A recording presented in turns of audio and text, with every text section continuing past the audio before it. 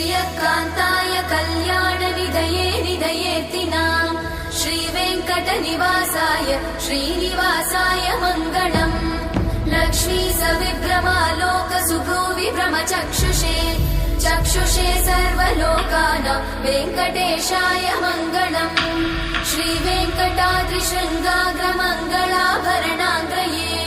मङ्गलानां निवासाय श्रीनिवासाय मङ्गलम् सर्वावयव सौन्दर्य सम्पदा सर्वचेतसां